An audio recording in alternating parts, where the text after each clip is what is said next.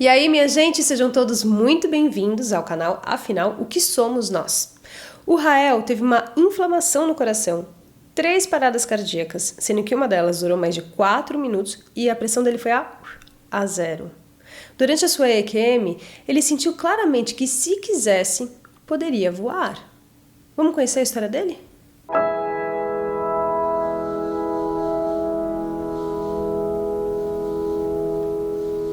Bom dia, Rael. Bom dia. Nós estamos aqui hoje para ouvir a sua história sobre EQM. Eu gostaria que você se apresentasse, me dissesse a sua idade e contasse a sua história para a gente.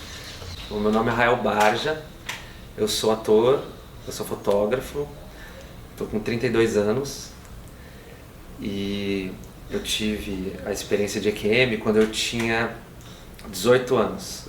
E foi no mês de maio, agora, esse mês que a gente está, foi no dia 21 de maio. Posso começar a falar? Claro. O que aconteceu que você chegou na experiência, Rael? Pois é, e inclusive o nome EQM eu fui descobrir justamente agora quando eu encontrei vocês no canal. Eu nem sabia que existia essa sigla e nem acho que estava meio perdido aí no espaço-tempo, meio que colocando isso numa lateral e vivendo a vida, sabendo que tinha vivido isso, mas então eu tive essa EQM com 18 anos. Eu morava em Avaré, interior de São Paulo, com a minha mãe. Meu pai trabalhava fora muito e minha irmã morava aqui em São Paulo. Então eu ficava muito sozinho, porque minha mãe trabalhava também em outra cidade. E eu morava em Avaré e ficava lá para estudar. Eu estava fazendo meu terceiro colegial na época. Estava estudando para prestar faculdade, né? E eu lembro que eu estava naquela fase de 17, 18 anos, saía, bebia bastante, me divertia, como todo garoto de 17, 18 anos normalmente faz. E eu lembro que eu fiquei resfriado, tive um resfriado muito forte. E ele não curou, ele fui ficando, passei um mês e eu continuava meio resfriado, com uma tosse, nariz ruim. E fui levando também, achando que estava tudo bem, e aí, vivendo a vida. Aí teve um dia que eu fui ter um simulado na escola. E aí eu comecei a tossir muito nesse simulado durante a prova. Comecei a tossir bastante, assim, com o peito bem ruim, assim. E aí eu falei, nossa, comecei a passar um pouco mal, falei, acho que eu não vou terminar essa prova, vou pra casa. Falei pra diretora e fui pra minha casa. Isso no dia 20 pro dia 21 de maio. E aí cheguei em casa, tava sozinho, fiz um almoço pra mim, passando um pouco mal ainda, com uma sensação estranha no corpo, aquela sensação de resfriado, só que bem mais forte, né?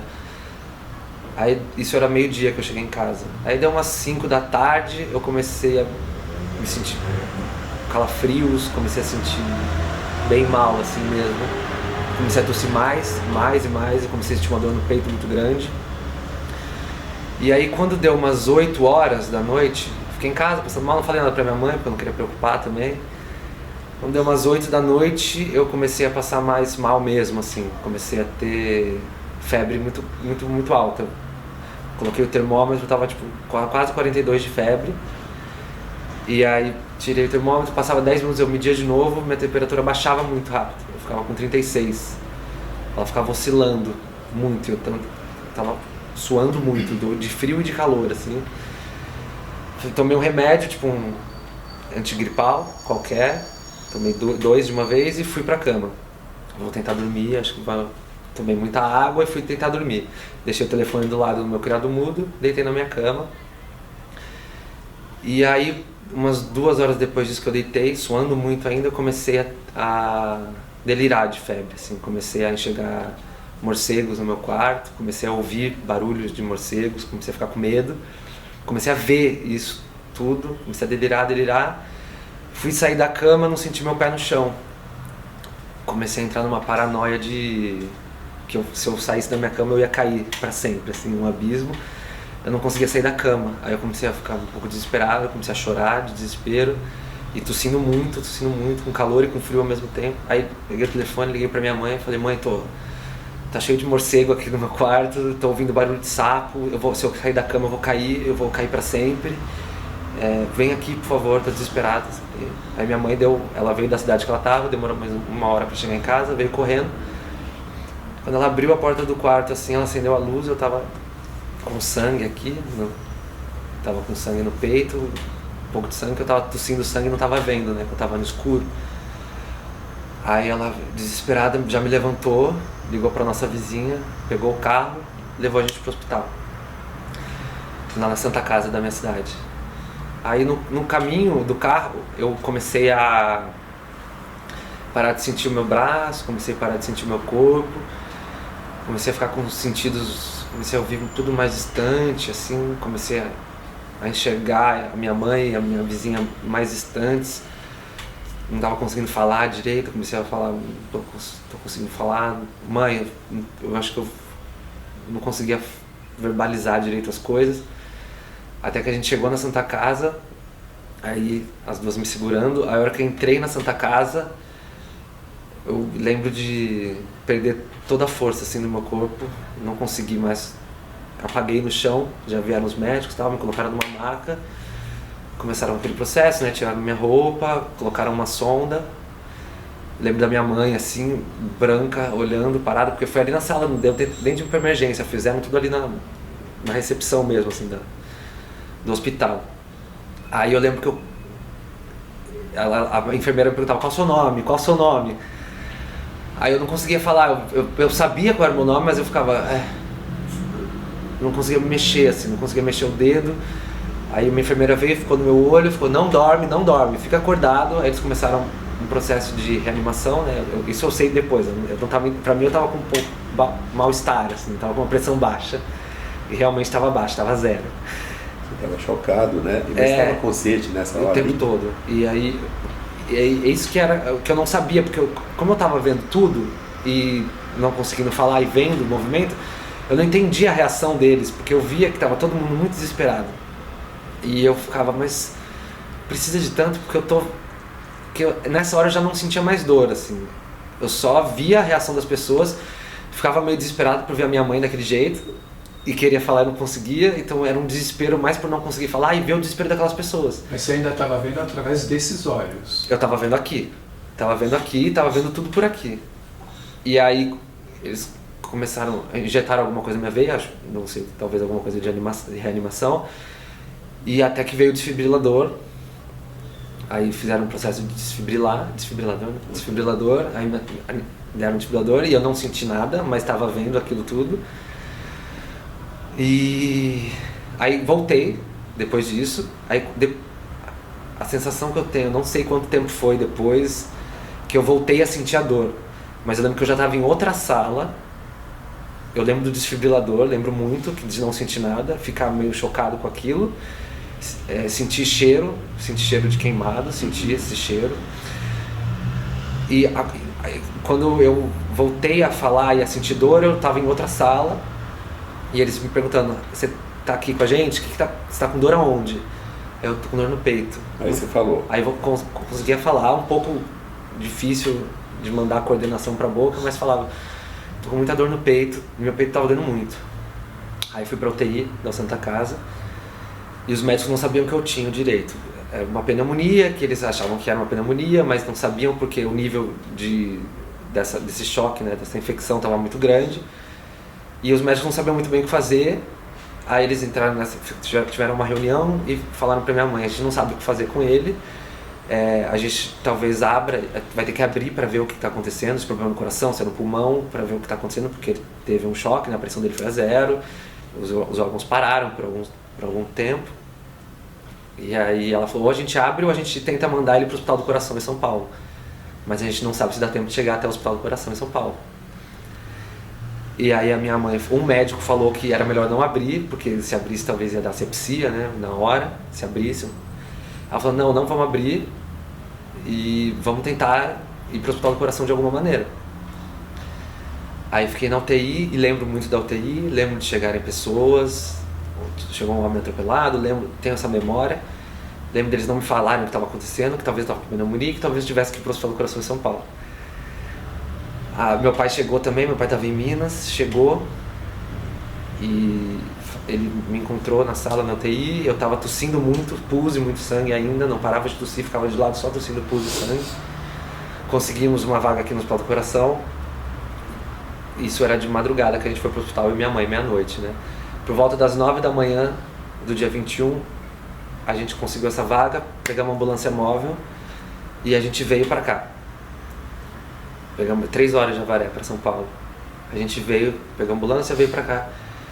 E eu lembro da ambulância de começar a associar um pouco mais o que estava acontecendo, de ter noção da gravidade, começar a me bater um desespero bem grande. Meu pai estava na ambulância comigo.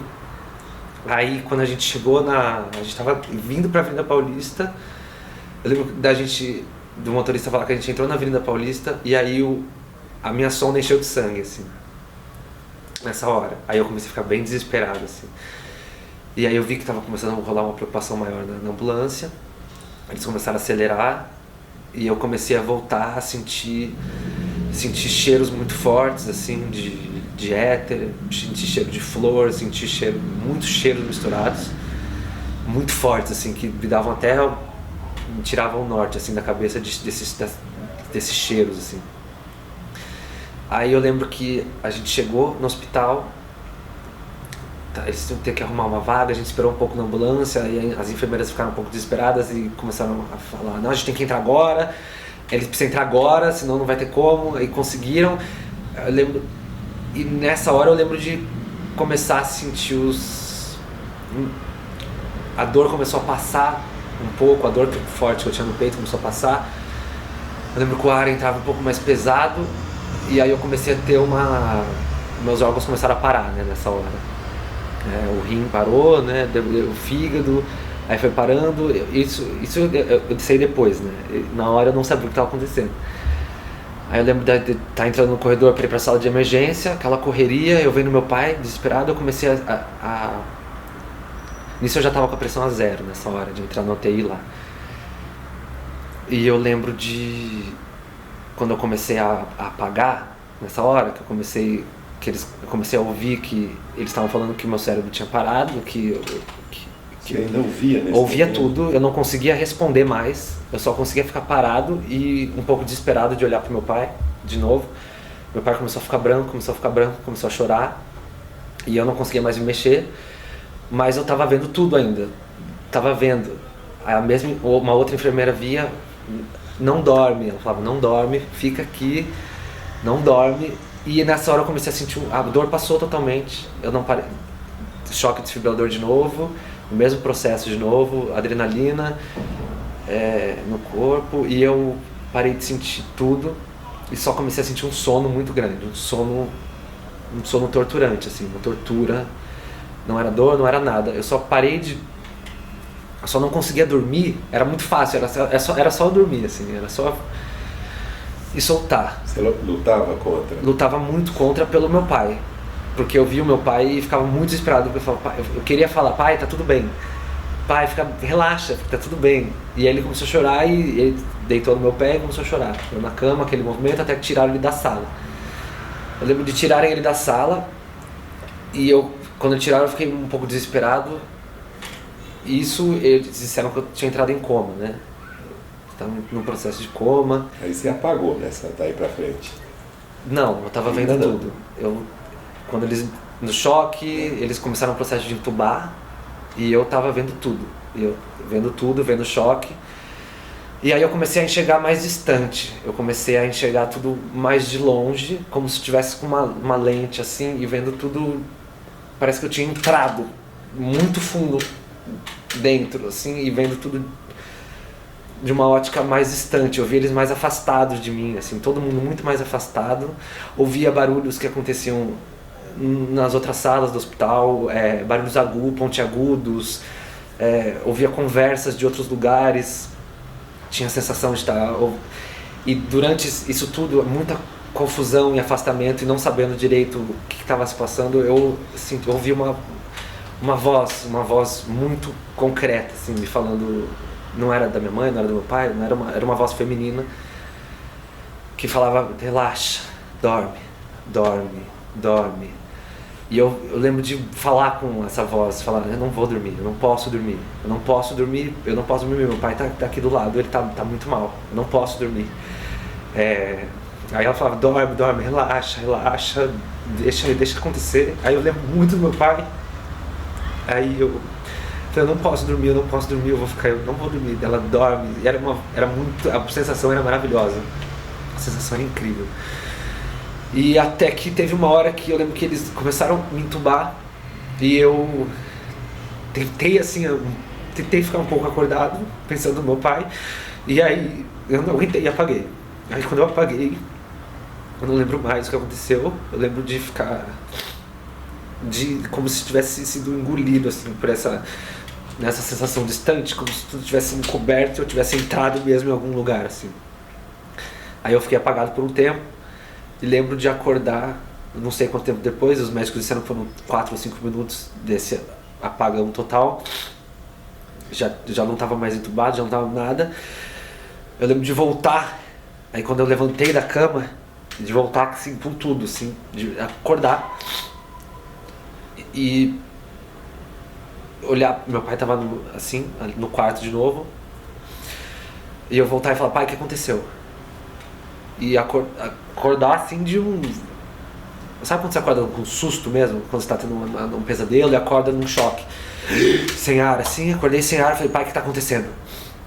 Aí voltou, os médicos voltaram, voltou, volta, aquele processo, não sei como é, mas aí eu fui subir pro último andar lá, que era a CTI, lá do Hospital do Coração, e nesse caminho voltou a dor, na mesma hora que eu voltei, pai, o que aconteceu? Eu dei um grito de dor, meu peito tá doendo, não tô aguentando, vou morrer, não quero. Daí voltar a dor, não entendi o que tá acontecendo, voltei, subi no terceiro andar, exame, o médico Pedro, lembro dele, já conheci ele na hora. O fato é que eu tava com uma miocardite, eu tive uma inflamação no miocárdio, aí inflamou, o coração inchou e não cabe no peito, né? Ele parava de bater e voltava, parava e voltava, né? Aí essa foi minha segunda parada cardíaca, né? E de reanimação. Aí eles não sabiam muito bem o que fazer, porque era uma infecção viral e bacteriana. E eles não sabiam, esse vírus, essa bactéria, esse vírus, eles não tinham muito conhecimento desse vírus, dessa bactéria. Isso tudo eu soube depois, tá? Na hora eu não sabia de nada. Mas eles me explicaram depois que eles tiveram esse vírus, essa bactéria, acho que 4 ou 5 vezes na história do hospital. 2 foram com meninos da minha idade, de 17, 18 anos, e outros 2 foram de senhores de 60 e tantos anos. E acho que as 3 ou 4 pessoas morreram nesse dia mesmo com esse ataque cardíaco. E a outra sobreviveu, esse outro menino sobreviveu como remédio, uma cápsula que vinha dos Estados Unidos, que era um remédio que tinha que vir e tinha que encomendar o quanto antes, porque demorava 2 dias para chegar, custava 150 mil, sei lá, na época. E aí a gente não tinha dinheiro, não sabia o que fazer, meu pai falou, traz, a gente vai dar um jeito, vai dar um jeito, mas traz esse remédio, pra gente dar esse, né, pra tentar.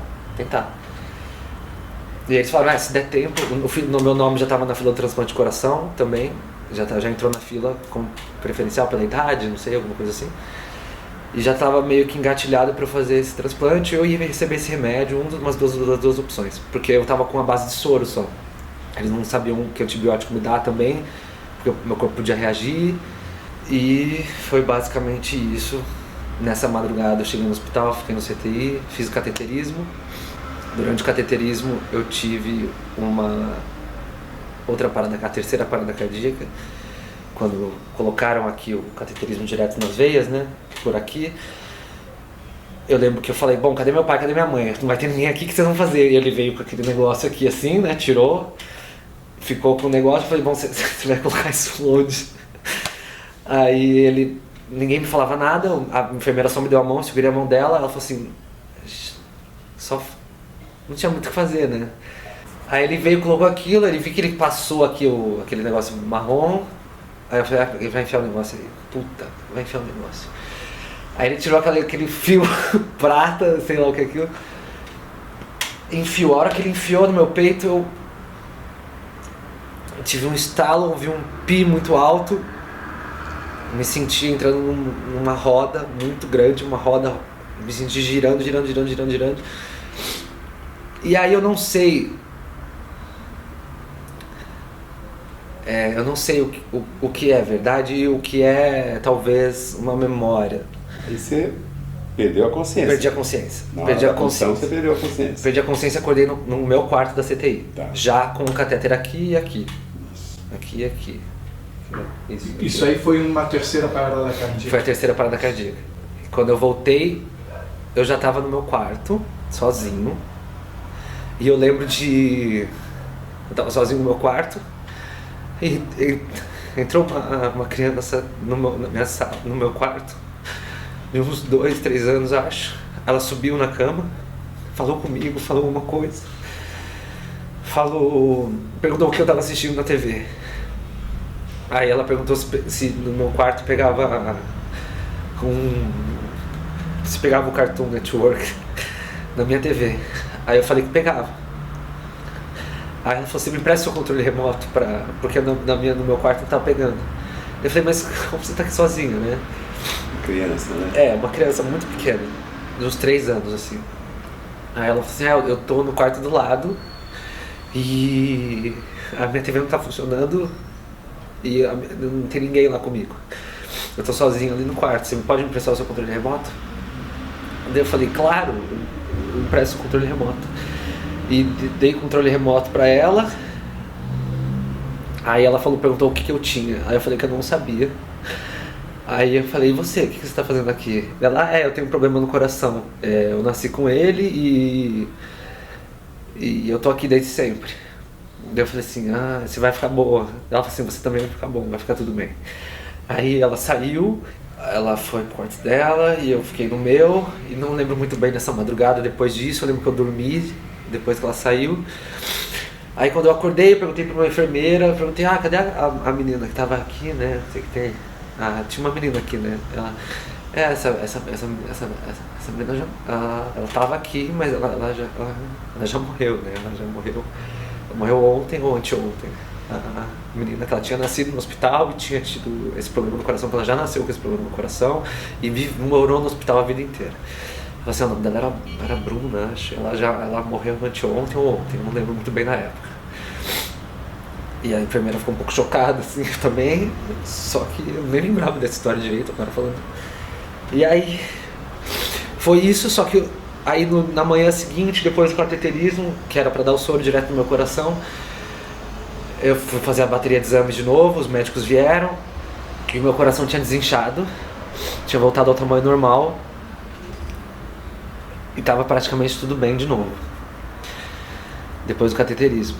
Aí os médicos ficaram um pouco chocados assim, não entenderam muito bem, aí comecei a fazer milhões de exames, aí veio o pessoal, eu lembro que veio uma galera de uma faculdade, uns outros médicos, vieram mais médicos, vieram outros médicos, para ver, entender o que estava acontecendo, porque eu estava me sentindo muito bem nessa manhã do dia 22, quando eu acordei.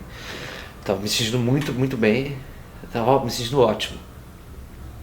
A dor no peito tinha passado, tinha parado de tossir pus de sangue, e aí eles começaram a estudar e viram que o vírus e a bactéria meio que na base do soro se dissolveu da mesma maneira que ela veio, ela foi embora. E aí eu fiquei feliz, ninguém entendeu muito bem. Meu pai veio depois, no dia 23 apareceu bom, né, no relatório. Aí meu pai veio, minha avó veio, minha irmã veio, minha mãe, todos muito felizes, chorando, minha irmã chorando muito, muito feliz, porque já tinham falado que ele ia morrer, né? Tipo, já tinham falado, a gente não sabe, ele vai morrer talvez essa madrugada, né? É difícil falar isso pra vocês, mas talvez seja bom vocês já ir vendo como vai ser pra vocês, né? Porque a gente não fez nada, só botou o soro e o catéter. E acho que dessa madrugada talvez realmente ele não sobreviva, assim. E aí quando eles me encontraram muito feliz, eu não estava entendendo o nível da emoção deles, porque eu não estava tendo noção do que era falado pra eles, né.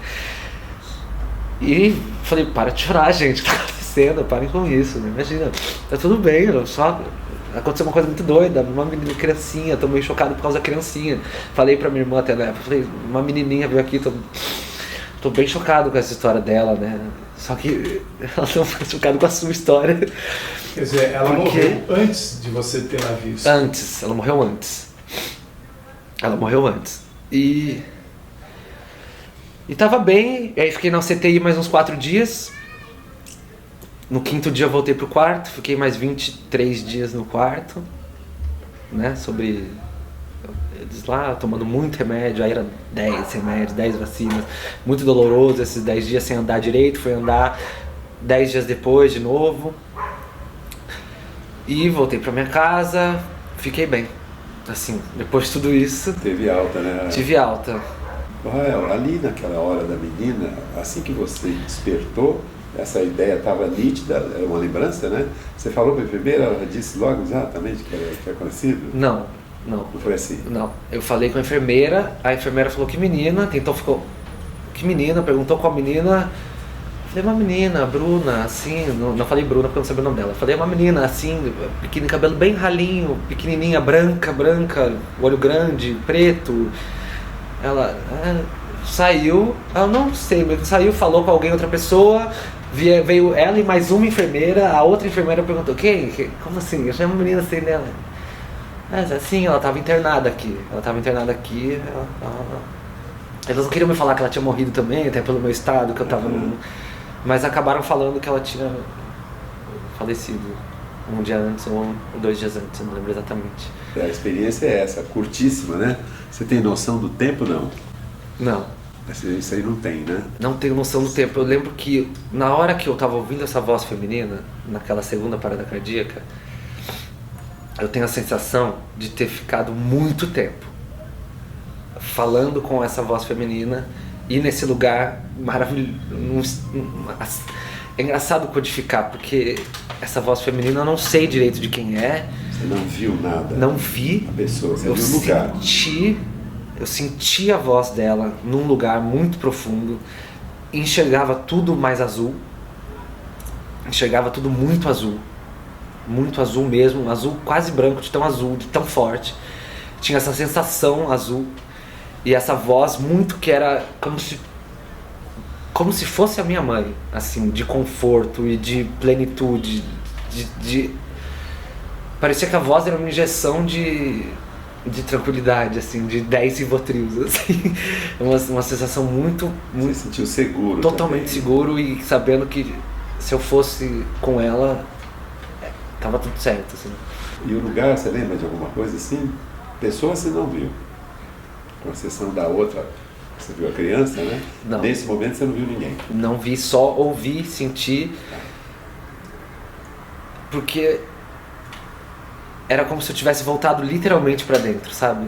Até a sensação da visão ser mais assim, parece que eu tinha encolhido, parece que eu tinha diminuído 1000 vezes o meu tamanho e voltado lá, como se eu estivesse chegando com um olhinho minúsculo daqui de dentro, vendo tudo de fora, assim, sabe? E a sensação que eu estava dentro desse lugar, assim, muito, vendo tudo distante, essa configuração de agora, vendo ela muito mais distante, assim, sabe? Não sei dizer exatamente. Rael, quando nós conversamos pela primeira vez, você comentou comigo que quando você ouviu o Relaxa, Vai,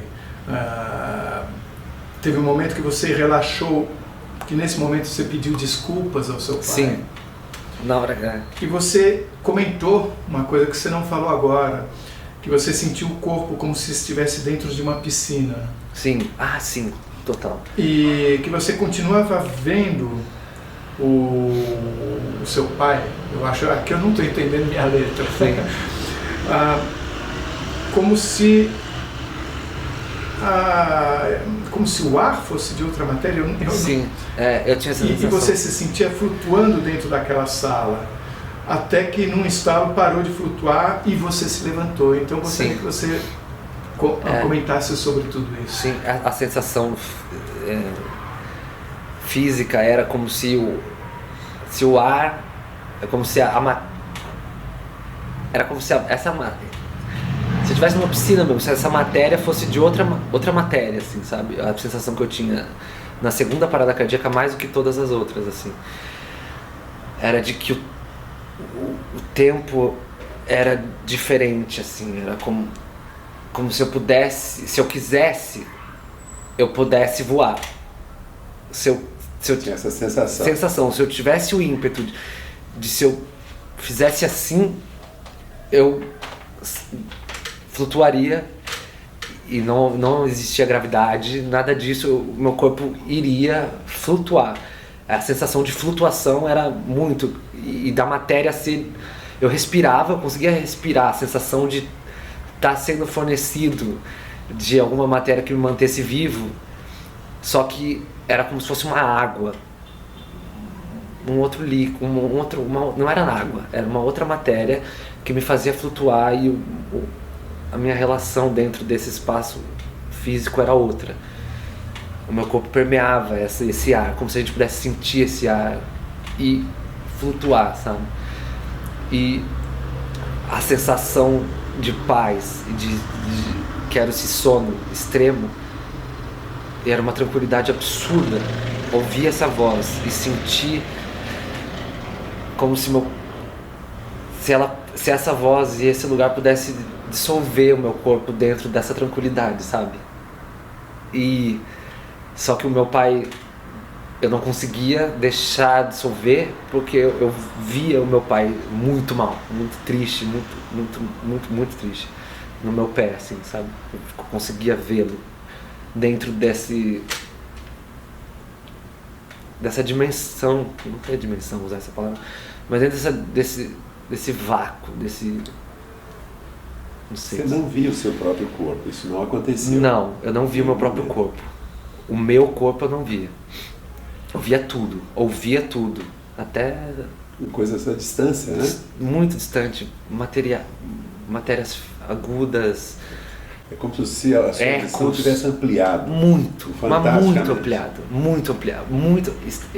Na hora da ambulância, quando meu rim começou a soltar sangue, quando eu comecei a entrar no processo de coma, eu senti a minha audição, a minha visão inclusive essa, parecia que eu podia enxergar de vários lugares, assim, não só dentro do meu. Parecia que eu podia ver através da visão da enfermeira, através da visão do meu pai, através da visão de todo mundo. Parecia que eu tinha um 360, sabe? A visão nítida. Eu sou míope, muito míope. E nessa hora eu via muito nítido, claro, cristalino, sabe? Via cristal, luz cristalina, tudo muito nítido, sabe? Tipo, e os cheiros, sentia cheiros. Às vezes um cheiro de queimado, às vezes um cheiro de flor muito forte, às vezes um cheiro de mato, às vezes um cheiro de éter, cheiro de pele, cheiro de tudo, assim. Muito ampliado. Eu disse para você ali na ambulância, ou até depois, se você teria tido uma crise convulsiva? Eu tive uma crise convulsiva. Você teve uma convulsão? Eu soube disso depois. Em que momento que foi a convulsão? Na segunda parada cardíaca. Na ambulância, então? Saindo da ambulância, eles disseram que eu tive uma convulsão. Meu pai disse depois. Eu até liguei ontem pra ele pra perguntar melhor sobre tudo isso, porque eu ia falar aqui pra vocês hoje. Ele disse que eu tive essa convulsão também entrando no hospital do coração. Eu convulsionei também. Me lembrei de fazer essa pergunta para você, porque durante convulsão não é tão raro as pessoas falarem que sente cheiro. E há quem sinta o cheiro prenunciando a crise. Não sabia, né? Cheiro que eles têm dificuldade de identificar. Eu conheço pessoalmente algumas pessoas. Sim, faz sentido. Então, pelo menos uma convulsão você teve ali naquela Tive. saída da ambulância. Eu tive uma convulsão. Eu não sei nas outras, mas meu pai estava comigo, né? Então ele sabe dizer, porque ele me viu convulsionando. E lá dentro do hospital, na terceira vez, na hora do catéter, você não teve, você não soube, ninguém te falou nada. Não, acho que não. Eu soube que tive a parada cardíaca e tive a reanimação de novo. E você nunca teve convulsão na sua vida, fora desse episódio aí, né? Nenhum histórico, nada de epilepsia, nada nervoso, assim, sistema nervoso.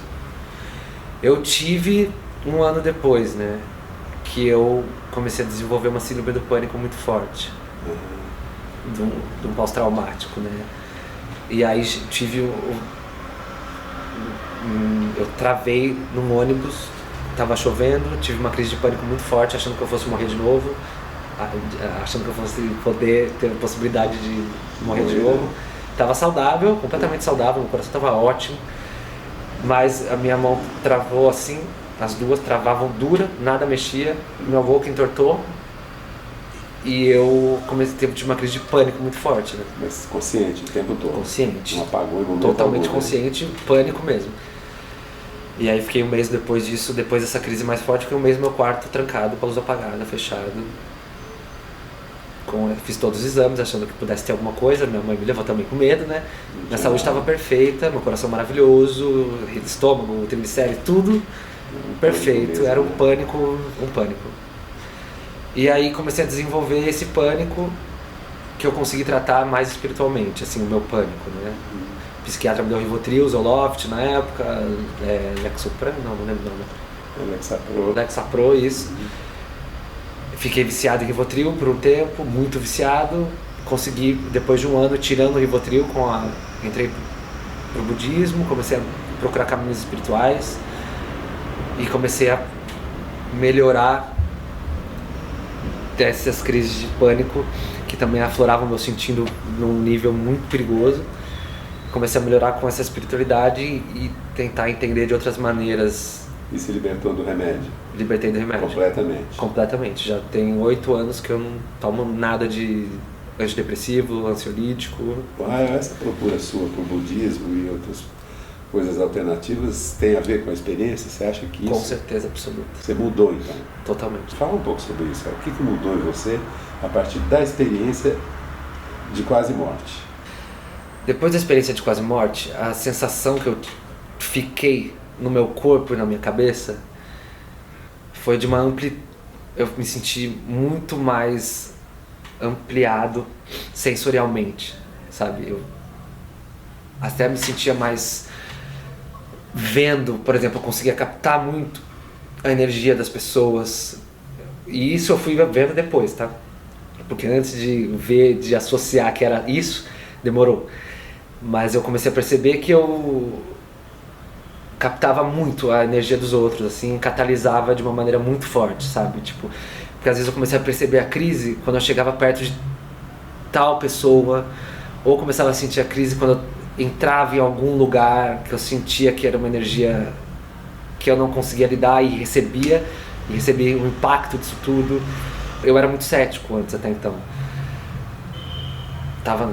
Até ter a EQM eu era bem cético, não rezava, não tinha um contato.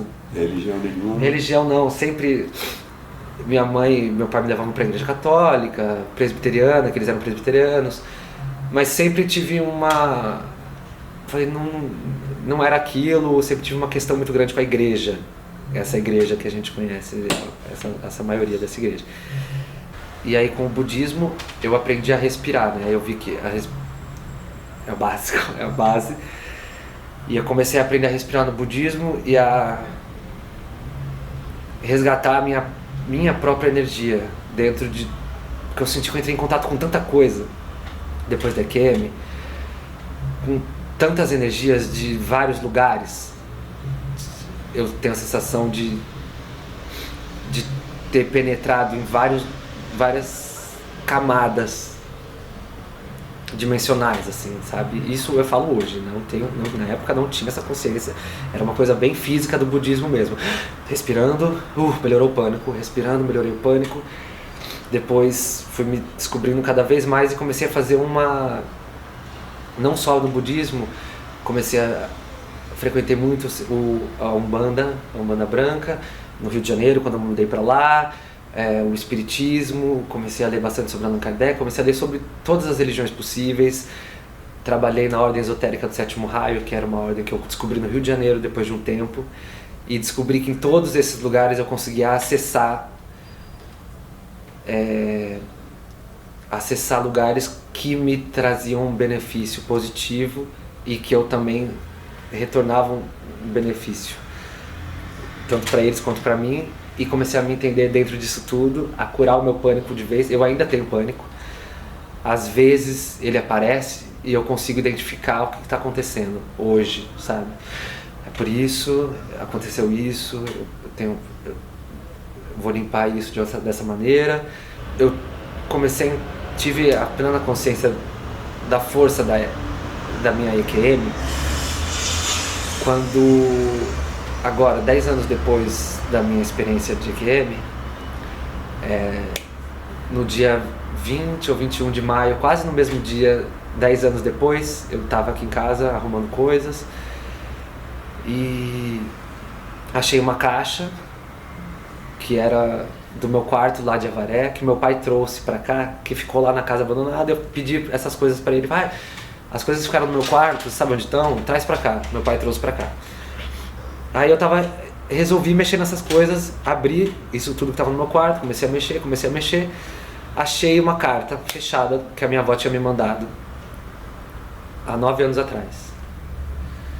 Um ano depois da minha EQM real, ela me mandou uma carta para mim. Ela morava em São Paulo, ela mandou uma carta para minha Avaré. Uma carta. Essa carta não foi aberta, então? Essa carta não tinha sido aberta. Ela estava guardada, eu devia ser moleque, devia estar em outra... Coloquei a carta da minha avó, deixei lá na mochila, na gaveta. Aí eu achei essa carta e a hora que eu vi o envelope fechado, escrito Maria de Lourdes, Lopes Barja, aí eu li e vi para Rafael, tal. Nessa hora meu corpo esquentou inteiro. Eu senti um calor muito grande. Comecei a enxergar tudo meio prata. Comecei a enxergar pontos pratas. Comecei a ver tudo prata. Na hora, esse meu couro, aqui o couro da cabeça ficou muito quente. Esquentou muito. Parecia que tinha colocado 20 agulhas aqui assim. Até esquentou muito. Daí a hora, fiquei ali, fiquei com essa sensação, comecei a tremer, comecei a chorar de emoção. Aí eu olhei pro lado, eu vi a perna da minha avó aqui, do meu lado. Aí eu vi o pé dela, fiquei com medo, muito medo, vi o pé materializado aqui, comecei a subir. E olhei pro rosto dela. Ela tava aqui, olhando pra mim. Aí eu fiquei olhando pra ela, sem entender nada, ela tava com a mão na minha cabeça aqui. Ela tava com a mão aqui assim. Olhei pra cara dela, ela ficou olhando pra minha cara. E eu chegando tudo meio prata, vendo em cima dela prata, pontos pratas.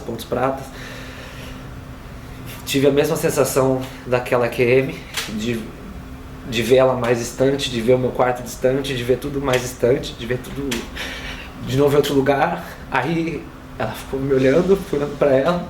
Ela falou assim: abre a carta, te amo muito, abre essa carta, mandei pra você não deu. Aí eu fiquei olhando pra ela, fiquei com muito medo.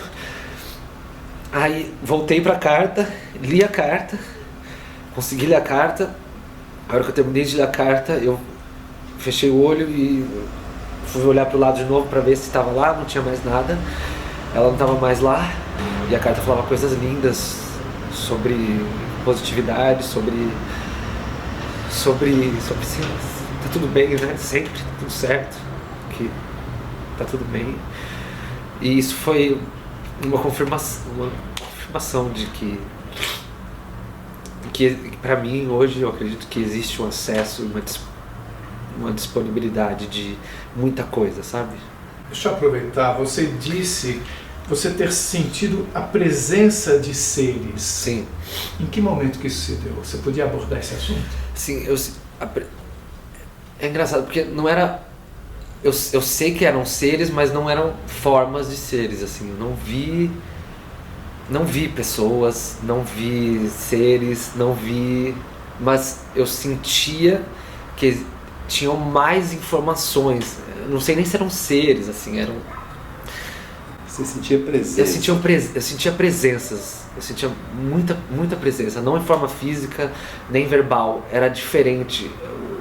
A informação que chegava até mim vinha de uma maneira diferente, que não chega desse jeito que a gente conversa aqui, sabe? Eu não sei te explicar, mas eu sentia registros e sentia até sentia olhares, sabe? Eu sentia, quando a voz feminina vinha, eu sentia que era uma voz feminina que representava outras coisas, outros interesses. É difícil verbalizar.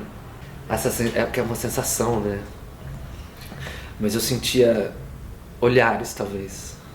Olhares de muitas coisas. Pelo menos que você não estava sozinho ali, ó. Não, de solidão de jeito nenhum, assim. Era a presença imensa de uma multidão, assim. Eu gostaria que você falasse de duas coisas. Uma, para ficar claro, é o seguinte: a carta que a sua avó escreveu, sua avó era viva quando você teve a parada cardíaca, né? Sim, é que sim. Ela escreveu essa carta antes da doença ou na vigência da doença? Ela escreveu essa carta depois da minha QM. Depois que você teve alta, que você se recuperou, 1 ano depois. ela te mandou essa carta. Ela me mandou essa carta. Aí ela então, Ela quando faleceu. você abriu, obviamente ela já tinha falecido. Ela faleceu, ela me mandou essa carta em 2004. 2004. Ela faleceu em 2010. E eu abri essa carta em 2014. Mais uma pergunta que eu queria te fazer, Rael, é o seguinte. O nosso objetivo de estar ouvindo a sua história e todas as outras é porque a gente, a partir dessas experiências, nós ficamos com a impressão, né, com todas as pessoas que nos relataram, é que a consciência sua pode estar num outro lugar em algum momento. Eu queria saber se você, no seu relato, a gente pode concluir isso. Não. A Você sensação estava ali com uma parada cardíaca. eu estava com pressão zero. E tendo vivências das quais você se recorda com muita nitidez. Talvez vivendo mais do que qualquer outro momento que eu vivi com pleno funcionamento do meu corpo. Com certeza, de sensação, de consciência, de nitidez, de clareza, de tudo. Tanto que às vezes eu sonho com esse momento. Às vezes eu volto nessa brecha, nessa fresta. Eu sinto que é uma fresta, assim, que, né, uma brecha. Às vezes eu volto nessa sensação. O que te faz pensar, Rael, que essa experiência riquíssima que você teve não foi um sonho ou o efeito de alguma droga que te injetaram lá, uma morfina que normalmente a gente usa nessas horas, né? Você consegue fazer uma diferenciação? Consigo. Você acha que não foi um sonho, nem efeito de alguma droga? Não, é muito diferente. Por que Porque você fala isso? eu sonho muito, assim, à noite. Eu durmo, sempre acordo e falo, nossa, sonhei com tal coisa. Eu não sou daquela pessoa que não sonha. Eu sonho, lembro e, nossa, vou ligar pra tal pessoa porque sonhei com isso. Nossa, eu tive esse sonho. Olha, cara, esse sonho quer dizer o quê? Eu sou bem ligado nisso, sou bem atento, assim. E a sensação que tenho é de pura vivência, porque quando a primeira vez que eu tive a primeira parada cardíaca, não tinha nada, não tinham me dado nada, né, até então. Foi só aquela coisa bem, uma cidade bem pequena minha, e era bem quase precária ali a situação, era de madrugada, não tinha muita gente, eles foram agindo na emergência mesmo, não me deram nada, inclusive porque eles não sabiam o que podia dar, e eu lembro, é diferente a sensação, porque eu lembro da minha mãe, eu lembro da posição dela, eu lembro da posição do meu pai. E tudo que eu digo bate exatamente com o que relatam da realidade, sabe? Do que eu vi. Eles confirmaram. Confirmam. Eu falei ontem com meu pai no telefone, ele confirmou tudo. A pergunta que ele está fazendo, eu acredito que diga respeito ao momento da segunda parada cardíaca, que foi quando teve a EQM.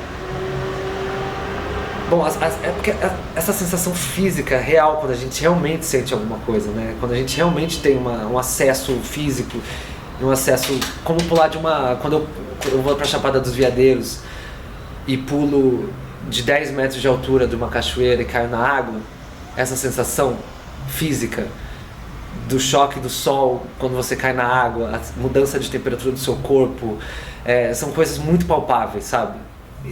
Eu acredito que tenha sido real por pura sensação física da memória do meu corpo, da memória da minha mente, da memória do meu físico, da memória, sabe? Dessa memória que a gente sabe.